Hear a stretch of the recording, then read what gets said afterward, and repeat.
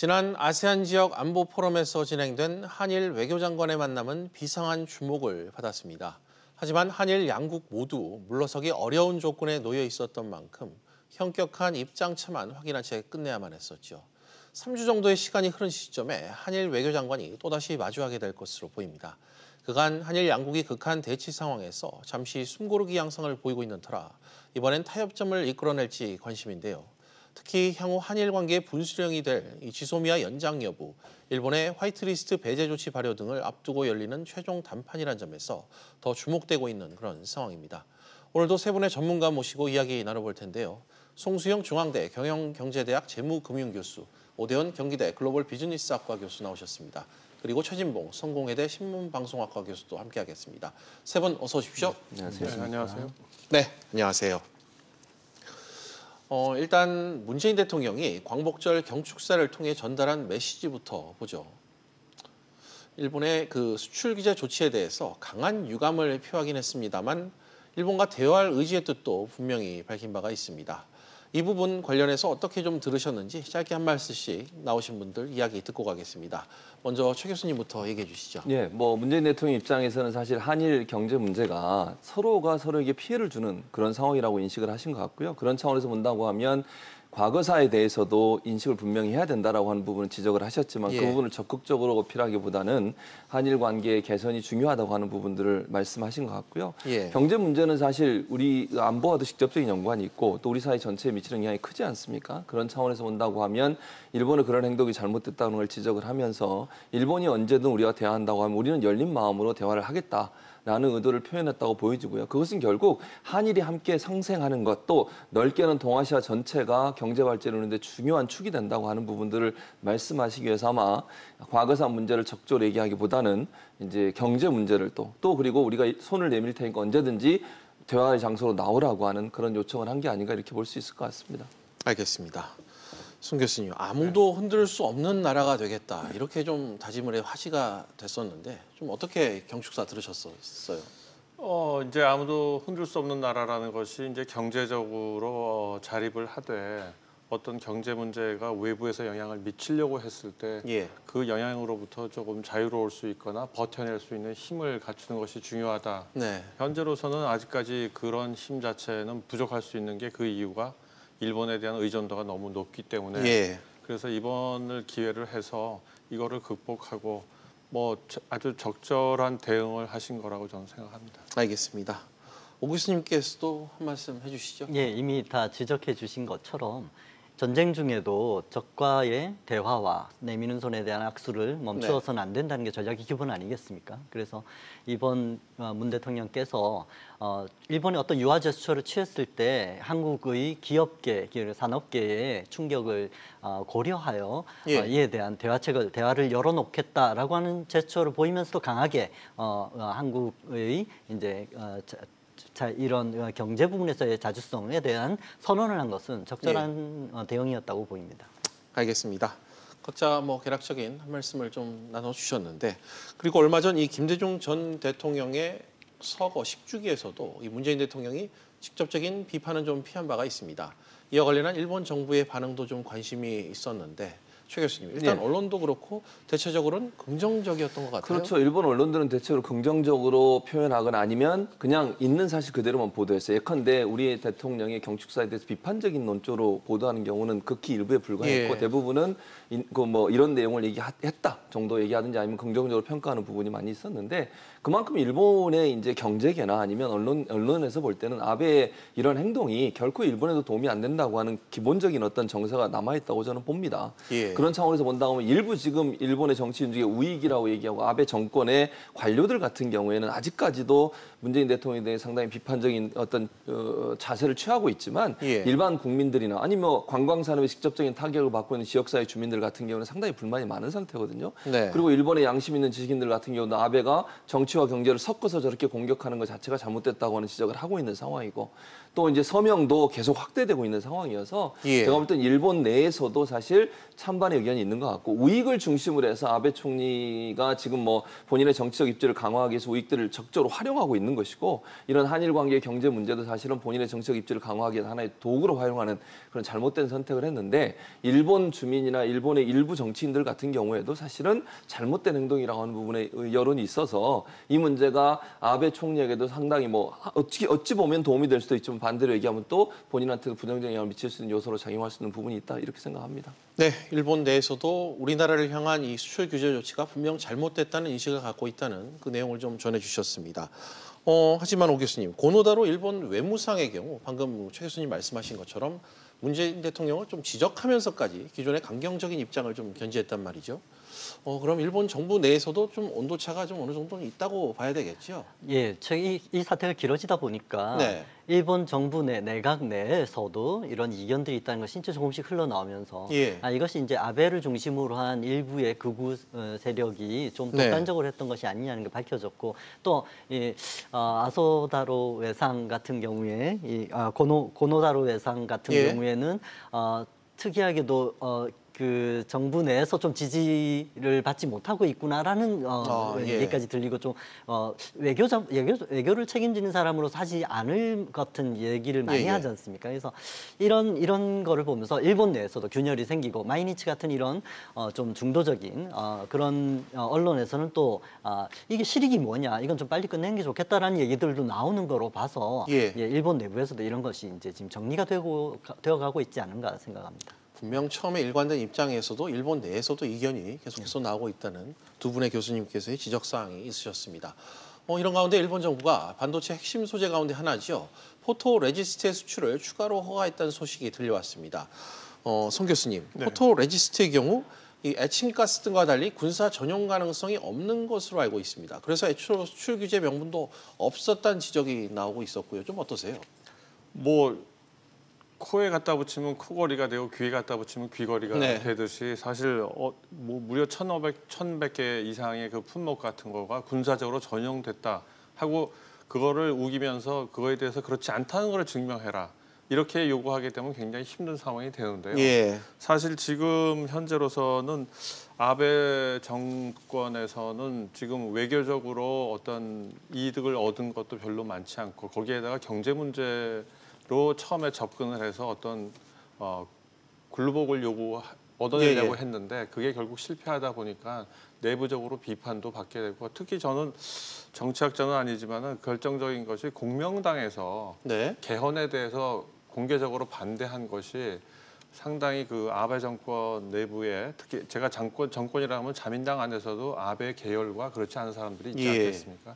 그러다 보니까 그런 부분에서 좀 상당히 내부적으로 취약성을 드러내고 그런 면에서 계속해서 경제 문제를 가지고 질질 끌다가는 이래저래 민심도 잃게 되고 뭐 이렇게 정권도 사실 지배 세력을 많이 잃게 될까 봐 아마 지금 현재 요런 정도로 서로 이제 조금씩 물러나는 명분을 쌓는 것이 아닌가 싶습니다. 알겠습니다. 실제로 뭐 이 건의 경우 일단 수출이 좀 하나씩 추가로 풀리고 있지만 다른 품목들 또 에칭가스 같은 경우는 여전히 허가가 나오고 있지 않잖아요. 그렇죠. 네. 근데 에칭가스 같은 경우는 이제 뭐 반도체 공정뿐만 아니라 특히 반도체 회로를 그러니까 거기다 식각해서 넣을 때 굉장히 중요한 건데 이쪽 부분에 대해서는 이제 순도가 국내에서도 기업들이 좀 있긴 하지만 순도에서 좀 경쟁력이 뒤지게 되고 아직까지는 그리고 뭐 중국산을 도입한다 그래도 그거를 한번 테스트를 해보려고 하면 시간이 걸리긴 하지만 결국은 이거는 수출하지 못하는 일본 기업한테도 좀 안 좋습니다. 왜냐하면은 어차피 반도체에 대해서 가장 많이 생산하는 것이 한국 삼성하고 SK가 지금 데이터에 따르게 되면 세계적인 DRAM과 낸드 시설 설비에 대해서 64%와 43%를 차지하고 있습니다. 이렇게 되면 가장 큰 그 물건을 사다 에칭가스를 쓰고 싶어하는 에칭가스를 사갔던 두 기업들이 그렇게 되니까는 고객을 잃게 되니까는 그 기업 입장에서는 이거 판매할 수도 없고 그렇다고 큰 고객을 잃게 만들어 놓고 그러면 이제 정권에 대해서 당연히 압박을 가하겠죠. 뭐 기부금을 낼 수도 없고 정치자금에 대한 지원도 하지 않겠다는 뭐 내부적인 그 갈등은 얼마든지 있었을 거라고 봅니다. 일본 내부 기업들 입장에서도 상당히 불만 섞인 시각이 존재하고 있다는 점을 지적을 해주셨습니다. 일단 일본 정부의 이런 움직임을 두고서 해석이 좀 갈리고 있는데요. 수출 규제가 누그러졌다 이런 분석도 있는 반면 아직 불확실성 해소로 판단하기엔 무리가 있다 이런 분석도 엄연히 존재하고 있습니다.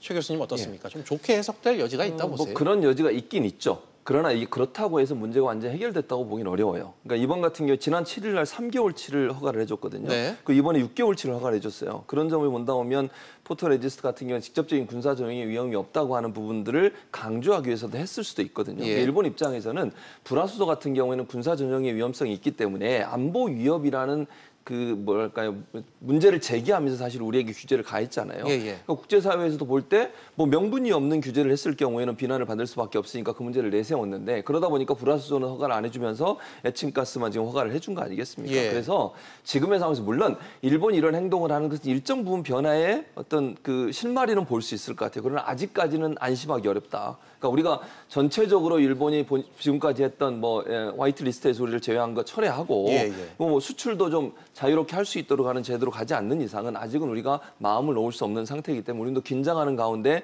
일본의 추이를 좀 지켜봐야 되겠다 이렇게 생각이 됩니다. 네, 오 교수님도 일본의 이 수출 규제, 이 찔끔 허가 이게 좀 미묘한 좀 변화의 시발점으로는 보여지지만 전반적인 그 변화의 태도로는 보기 좀 이르다는 시각이신 거죠? 예, 정확히 지적하신 것처럼 문 대통령께서 지금 이 유화의 제스처를 취한 것도 그 직전에 이런 찔끔이지만 일본에서 어떤 그동안에 아주 강경으로만 나오던 일변도에서 조금의 변화 시그널을 보였다는 점에서는 분명히 긍정적인 대화의 실마리를 틀 수 있는 정도는 됐을 것 같아요. 하지만 지금 교수님께서 지적해 주신 것처럼 28일 날 화이트리스트에서 우리나라의 산업에 대한 배제가 전면적으로 이루어지느냐 이게 좀 사실 결정적인 계기가 될 것으로 보고 아직 좀 지켜봐야 될 것 같습니다. 알겠습니다. 일부에선 일본이 정상적인 수출 허가를 진행하고 있다. 이 점을 국제사회에 주장하기 위한 일종의 명분 쌓기가 아니냐 이런 해석도 나오고 있습니다. 송 교수님, 제가 방금 말씀드렸던 이 부분을 어떻게 좀 보고 계십니까? 예, 그럴 가능성이 저는 많다고 보는데요. 왜냐하면 이게 아베 정권에서 생각하는 거와 저희가 일본의 일반 시민들이라든지 우익 쪽에 있지 않은 분들, 그다음에 경제계에 있는 분들이 생각하는 건 상당히 의견 차이가 있을 수 있지 않겠습니까? 근데 저희가 이제 그 대응을 하는 데 있어서는 그 차이를 분명히 잘 파고들었다고 생각합니다. 노 일본이 아니라 노 아베 하는 식으로 접근한 것은 상당히 의미 있는 거고요. 그런 의미에서 보면은 지금 현재 아베 정권과 특히 그 세코 그 경산성 장관이라든지 그다음에 고노다로 외상이라든지 아소다로 내상이라든지 이런 분들 같은 경우는 사실 아베와 가장 그 의견이 일치하는 부분입니다.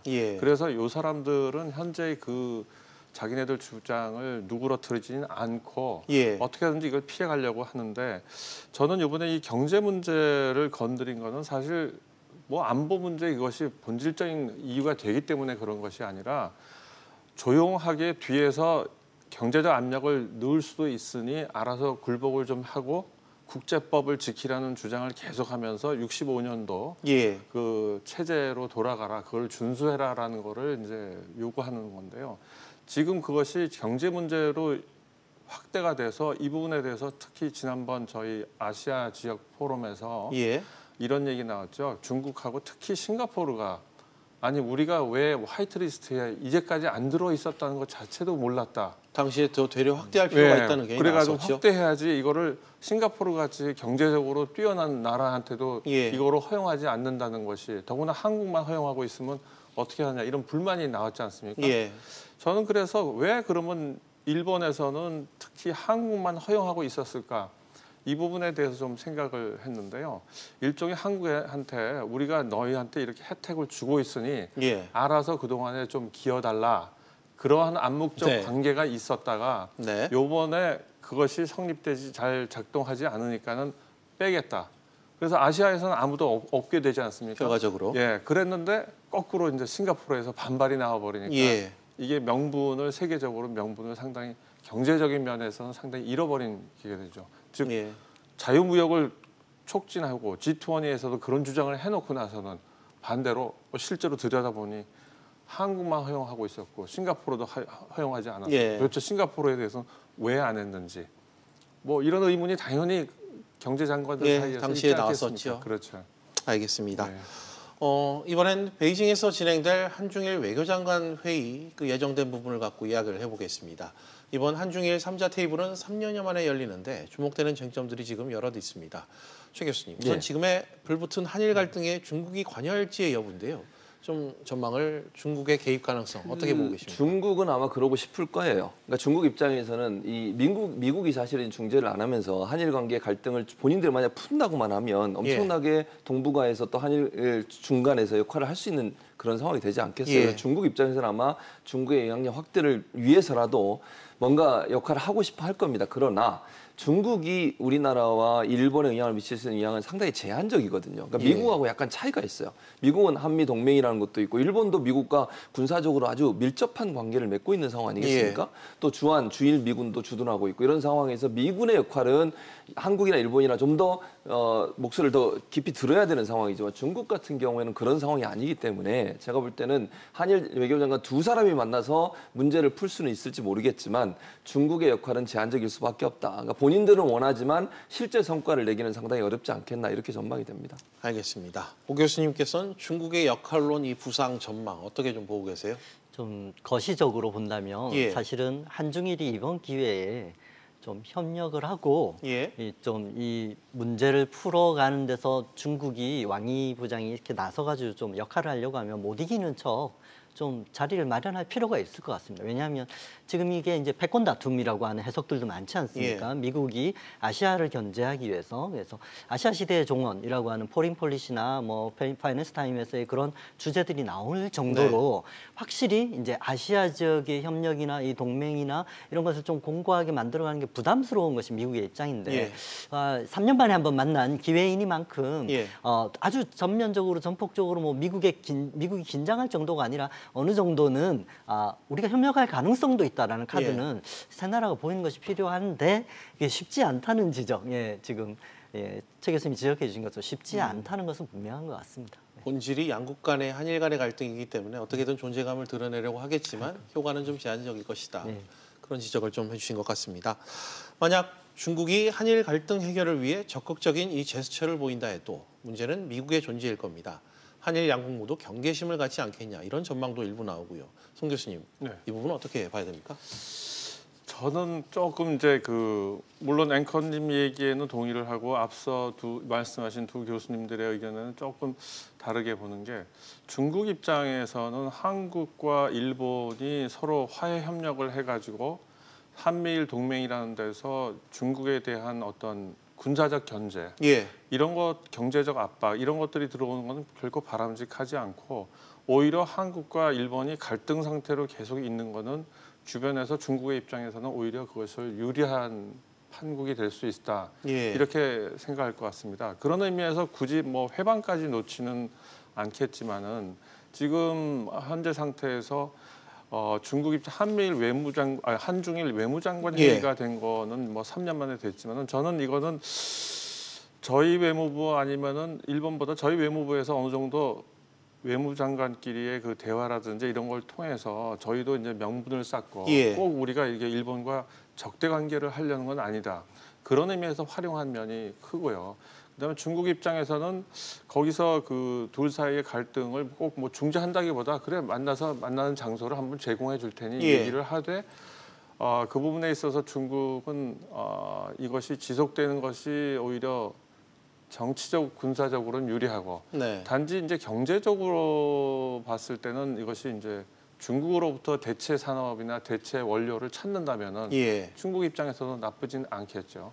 그랬을 때 이제 미국이 변수가 되는데 이거를 어떻게 미국이 압박을 하는 식으로 해결을 하는 식으로 나올지 이 부분에 대해서는 좀 여러 가지 더 생각을 해봐야 되기 때문에 지금 당장 이렇게 탁 얘기하기는 좀 힘듭니다만은 저는 이 부분은 중국이 직접 중재를 나서서 했기 때문에 이런 것이 성사됐다기보다는 이런 기회가 혹시 생겼을 때 한국이나 일본에서 서로 명분 쌓기로 얘기를 해보자 하는 게 아니었을까 싶습니다. 알겠습니다. 가장 관심을 끄는 건 역시 한일 외교장관, 외교수장 간의 만남일 텐니다.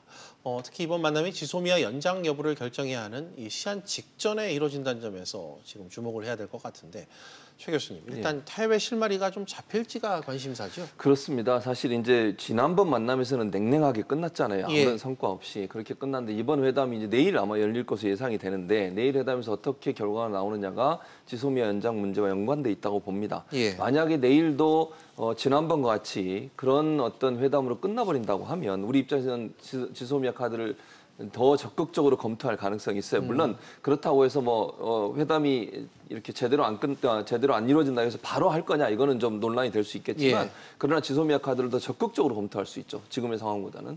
그리고 이제 만약에 일본이 어떤 태도의 변화든 조금 더 유화적인 태도로 나오게 되면 이걸 조금 더 연장할 수 있도록 하는 그런 계기는 마련될 거라고 봅니다. 또 지소미아 연장의 문제와 28일 날 실제로 시행령이 발효되는 것과 예. 또 다른 차이가 있거든요. 거기도 연관돼 있다고 저는 봐요. 그러니까 일본 입장에서 한국이 이번에 만약 외교장관 회담에서 지난번에 우리가 1+1 또 플러스 알파까지 우리가 예. 제안한 적이 있어요. 이 문제가 만약에 테이블에 올라서 어느 정도 실마리를 찾아간다고 하면 징용 문제 때문에 사실 시작이 됐으니까 징용 배상 문제가 한일 외교장관 사이에 어느 정도 해결의 실마리를 찾는다고 하면 저는 또 다른 형태의 급물살을 탈 가능성도 있다. 지소미아 문제나 아니면 화이트리스트 목록에서 우리를 제외한 이걸 처리할 예. 수도 있는 그런 것까지도 생각해 볼 수 있다. 그래서 내일 회담이 어떤 형태로 풀리느냐에 따라서 사실은 여러 가지 그 다른 변수들이 나올 가능성이 있다고 보여집니다.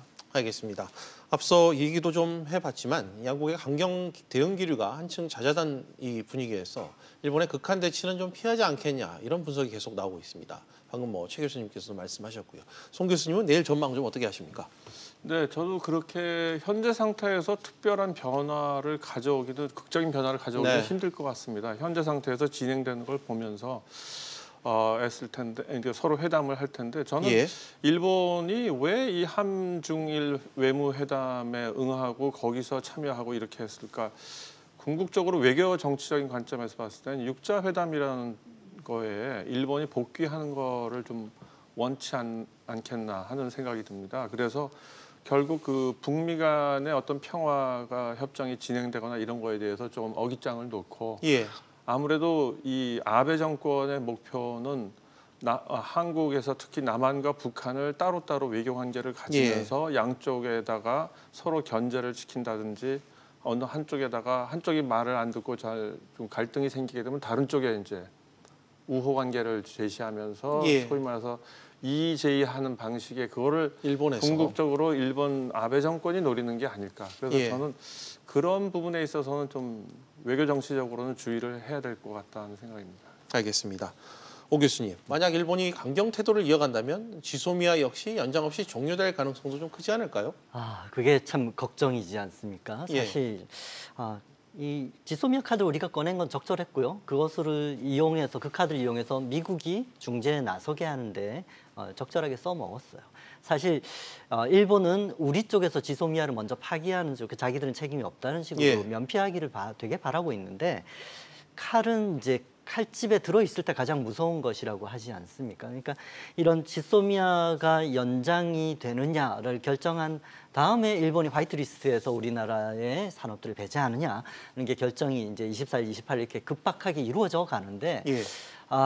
그렇게 지소미아가 파기될 정도로 일본이 강경하게 나온다면 우리가 이제 강경화 장관께서 출국하면서도 이거는 지금 다 오픈돼 있다, 결정된 건 없다라고 했듯이 우리는 끝까지 이 카드를 가지고 좀 협상을 이끌어내고 타협을 만들어내는 실마리로 삼는 것이 가장 합리적이지 않을까, 전략적이지 않을까 싶습니다. 알겠습니다.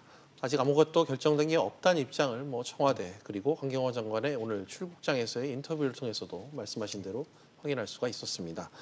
하나의 변수가 있다면 미국입니다. 사실 미국도 대북 정책 등에서의 이 한미일 공조의 중요성을 알고 있습니다. 때문에 이 지소미아를 지속시켜야 한다는 입장을 계속 유지해온 상황인데요. 이번에 비건 미 대북 정책 특별 대표가 일본에 들른 뒤 방한을 했단 말이죠. 최 교수님, 과연 미국이 적극적으로 이 한일 간의 중재에 나설 가능성이 있다고 보십니까? 지소미아를 기준으로 해서 그럴 가능성은 충분히 있다고 보여지고 오늘 또 눈여겨볼 게 뭐냐면 오늘 아침에 조창 간담회를 정경련회관에서 했어요. 정경련회에서 누가 초청이 됐냐면 해리스 주미 대사가 초청이 됐습니다. 그러니까 미국의 한국 대사죠. 이분이 와서 뭐라고 얘기했냐면 한일 갈등 빨리 해결돼야 된다 이렇게 얘기를 했어요. 그 전까지만 해도 해리스 대사 같은 경우에는 중재 안 하겠다 이런 얘기를 했었거든요. 예. 약간의 변화, 미묘한 변화가 있는 걸 보면 미국 입장에서는 이게 지속되고 오래될수록 사실은 미국에도 결코 도움이 안 돼요. 예. 그런 차원에서 본다면 어떤 형태로든 뭐 지소미아라는 카드에 연관돼서라도 미국의 역할은 약간씩 변화가 있을 가능성이 있고 개입의 가능성은 점점점 커질 수 있다 이렇게 보여집니다. 미국의 전략적 스탠스가 좀 변화했다는 언급을 지금 해주셨습니다. 끝으로 오 교수님 생각도 좀 들어보고 싶습니다. 어떻습니까? 예, 사실 미국이 좀 전향적으로 나서가지고 역할을 해준다면 가장 이상적일 것 같습니다만 또 기본적으로는 최 교수님 의견에 이제 모두 다 동의하시면서 좀 걱정되는 부분은 4차 산업혁명 이후에 미국이 주장하는 바도 그렇고 리쇼어링 즉 미국 내에 들어와서 생산을 해라. 예. 그래서 이제 글로벌 밸류 체인은 전만큼 중요하지 않다라고 하는 입장이 또 나타나고 있기 때문에 예. 사실 이번 사태 이후에 삼성이나 SK가 타격받을 거에 대비해서 일본이나 미국의 반도체 업체들은 증산을 하는 계획을 세우고 지금 그걸 실제 진행하고 있지 않습니까? 예. 그래서 이런 면에서 자국의 이익에 민감한 미국의 입장이 꼭 우리를 위해서 어떤 제스처를 취해주지 않을 수도 있다라는 점에 대해서 우리가 대비해야 되지 않을까. 최악의 경우를 예. 대비해야 되지 않을까 하는 생각도 하게 됩니다. 알겠습니다. 미국의 단지 그 중재 가능성뿐만 아니라 미국의 그 실리와 우리의 중재는 또 좀 나눠서 봐야 된다는 지적을 오 교수님께서 주셨습니다. 일단 베이징에서 열릴 외교장관 회의가 상당히 큰 변수가 될 것 같습니다. 계속 관심을 갖고 지켜봐야 될 것 같습니다. 오늘 세 분 말씀 여기까지 듣도록 하겠습니다. 세 분 나와주셔서 고맙습니다. 네, 감사합니다.